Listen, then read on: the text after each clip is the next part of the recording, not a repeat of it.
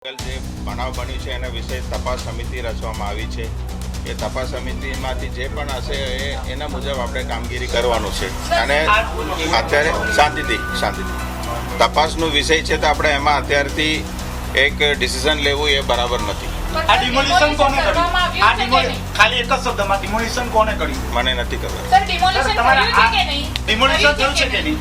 આપણે વિડીયોમાં જોયું છે ઘણા બધા મકાનોનું જે છે એ તોડફોડ કરવામાં આવ્યું છે. તો એ કઈ સંજોગોમાં બની છે એના માટે તપાસ સમિતિ રચવામાં આવી છે.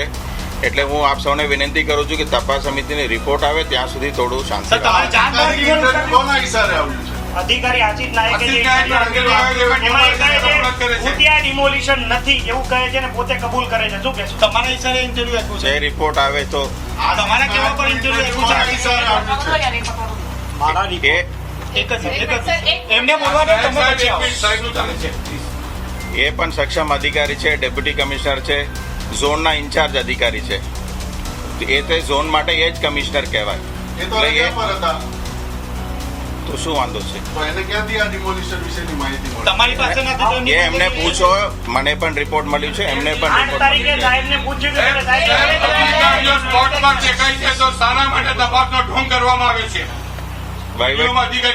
વહીવટી પ્રક્રિયા કરવાનું હોય. અમે એક સરકારી કર્મચારી છીએ, નિયમોથી બંધાયેલા છીએ, તો અમારી પ્રોસેસ પ્રક્રિયામાં અમારે જવાનું હોય છે.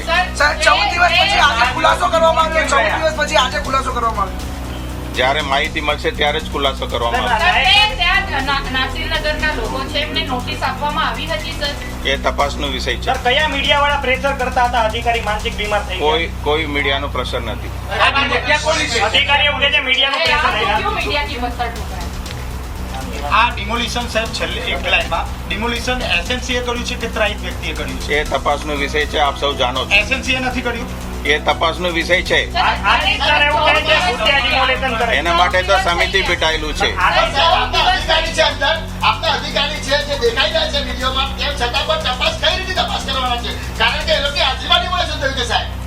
તપાસ કરીએ તો જ સાચું માહિતી. 12 દિવસ વીતી ગયા છે. તમારો એસએમસી નો લેટર પેજ છે પોલીસ પાસે. પોલીસ કહી રહી છે કે 30 માણસોનો સ્ટાફ બાંધ્યો છે. કઈ રીતે સર? કઈ રીતે એસએમસી નો લેટર પેજ છે પોલીસ પાસે? એસએમસી એક સરકારી કચેરી છે. નિયમો અને કાર્ય પદ્ધતિ ચાલે. અને અમારે કોઈ પણ આવું પ્રશ્ન હોય તો તપાસ સમિતિની એને તપાસ કરવાનું પદ્ધતિ છે. એ પદ્ધતિ જ આપણે કર્યું છે.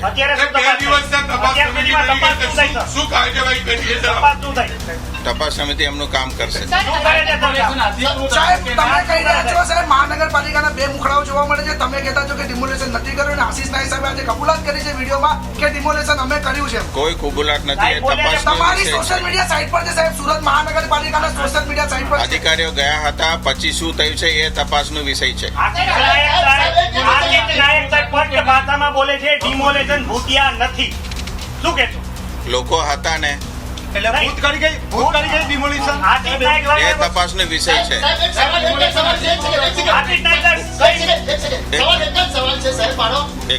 ભૂતિયા ડેમોલિશન નું વ્યાખ્યા કોને ખબર નથી. અમે તો તપાસનું વિષયમાં જે સાચું હકીકત આવશે, રેકોર્ડ મુજબ આવશે, મીડિયા સમક્ષ અમે રજૂ કરવાના છે. એ ઝડપથી કરાવશે. તમારા અધિકારી કઈ રીતે પહોંચ્યા ત્યાં? તમારા અધિકારી કઈ રીતે પહોંચ્યા હતા? એ મારી પાસે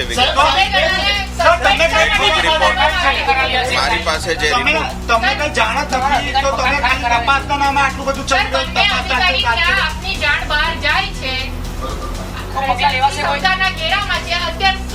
શાંતિથી મને 1 મિનિટ સાંભળો. થોડું સમરી કહી દઉં છું. આ સુરત મહાનગરપાલિકામાં લગભગ 70 લાખ લોકો વસે છે. 9 ઝોન કામ કરે છે. એની અંદર ડેપ્યુટી કમિશનર છે, ગેરકાયદેસર બાંધકામ, અને ઘણા બધા જે રજૂઆત છે આપ સૌ પેપરમાં લખો છો.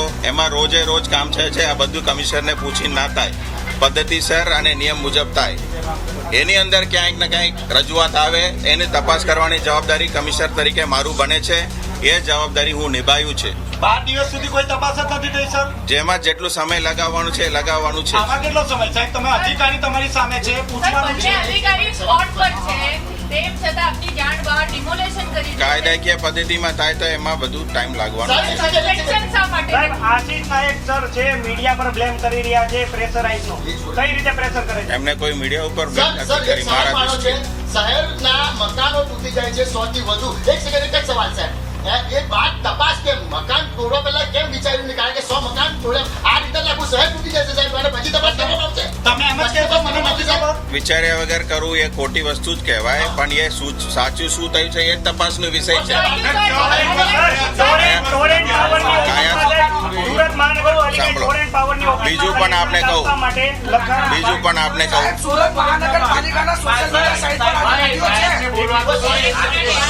વિકાસ બોલવા દે સાહેબ. જેને જે બોલવું હશે એ બોલવાનો અધિકાર આ દેશમાં છે. એટલે આપ પણ મીડિયામાં આપનું ઓપિનિયન મંતવ્ય રજૂ કરો છો, એવી અધિકારીઓને પણ એમનું મંતવ્ય રજૂ કરવાનું હોય છે. અને તપાસનો વિષય છે એટલા માટે અહીંયા અમે કીધું કે થોડું સંયમ રાખીએ તો સાચું જે પણ છે બહાર આવશે. બીજું સાહેબ, આપના અધિકારીએ મંતવ્ય એક મિનિટમાં પૂછું તો ખરું. આપના અધિકારીએ મંતવ્ય રજૂ કર્યો કે ડિમોલેશન અમે કર્યું છે અને આપ ના પાડો છો કે ડિમોલેશન નથી એ તપાસનો વિષય છે. મારી પાસે વિગત આવે તો હું આપને માહિતી આપી દઈશ. સો પરિવારના લોકો અત્યારે આકાશ નીચે છે સર, એમની માટે વૈકલ્પિક જગ્યા પણ નથી મળતી. Yes. એ બહુ દુઃખની વાત છે જે પણ બનાવ બન્યું છે. હું પણ એમાં વ્યક્તિગત રીતે અને કમિશનર તરીકે એ માટે સંમત પણ છું. અને હું આપને બતાવવા માંગુ છું જાણકારી માટે, ગુજરાત શહેરી વિસ્તારોમાં ખાનગી અને જાહેર જમીનો પર આવેલ ઝૂંપડપટ્ટીનું પુનઃવસન કરવા અંગેનું નીતિ નિયમોનું સુધારા કરવા અંગેનું સૂચનો અને ભલામણ માટે રાજ્ય સરકારે એક સમિતિ બનાવેલી છે. અને અત્યારે જ્યારે આપ વેઇટ કરી રહ્યા હતા એ વખતે એ જ સમિતિનું મીટિંગ ચાલતી હતી. અને સુરત મહાનગરપાલિકાએ પોઝિટિવલી શું કરી શકાય, જે કાયદામાં ગેપ હશે એનું શું નિવારણ કરી શકાય એના માટે રાજ્ય સરકારમાં રજૂઆત કરેલી હતી. એમાં 2 અગત્યની રજૂઆત અમે કરેલા છે. એક તો છે કે ડેવલપરને વધારે ઇન્ટરેસ્ટ આવે એના માટે FSIનું વધારો કરવાનું એક સૂચન કરેલું છે. બીજું છે કે ઇન્ટરસિટીમાં TDRનો ઉપયોગ કરવાનો આલોવ કરવામાં આવે તો પોઝિટિવલી વધારે ઇન્ટરેસ્ટ આવે. અને આજે પ્રાઇવેટ જમીનોમાં કોઈ પણ ઝૂંપડપટ્ટી રહેતા હોય એના માટે જે રાજ્ય સરકાર પણ ચિંતિત છે ને એનું નીતિનું ગઠન કરી રહ્યા છે. આપણા મોટા શહેરમાં 30,000ની કર્મચારીઓ જ્યારે કામ કરતા હોય, ક્યાંય ને ક્યાંય ભૂલ આવશે તો એક વડા તરીકે, એક વડીલ તરીકે આ સંસ્થાને શિસ્ત લાવવાની મારી જવાબદારી છે. અને રાજ્ય સરકારના કોઈ પણ નીતિ નિયમ કાનૂનની અંદર રહીને એ કરવાનું હું પ્રયત્ન કરીશ. આપ સૌ એમાં નિશ્ચિંત રહેશો. અને એમાં અત્યાર સુધી જે બનાવ બને છે એમાં કોર્પોરેશન તરફથી, અહીંયા અધિકારીઓ ઉચ્ચ લેવલ તરફથી કોઈ પણ દબાણ કે પ્રશ્ન લાવવામાં આવ્યું નથી અને કોઈને એમાં ઇન્વોલ્વમેન્ટ પણ નથી. બસ આટલું જ આપ સૌને ચોકસાઈ કરવા માંગુ છું. અને આપ સૌ મીડિયામાં પોઝિટિવલી જ્યારે શહેર માટે આપ વિચાર કરી રહ્યા છો તો અમે પણ વહીવટમાં બેસીને વિચાર કરી રહ્યા છે, તો સહકારની અપેક્ષા રાખું છું. અને થોડું શાંતિ રાખવા માટે અને થોડું પેશન્સ રાખવા માટે આપ સૌને વિનંતી કરું. અને શું સૂચન આપ્યું છે એ પણ આપ સૌને હું બતાવું છું. અને એ હાલનું છે, એ નિયમ મુજબ ચોક્કસ કરી, નિયમ મુજબ ચોક્કસ કરી, જેટલું વહેલામાં વહેલી તકે અમારી તમામ માહિતીથી અપડેટ રહેવા માટે જોડાયેલા રહો S9 ન્યૂઝ સાથે.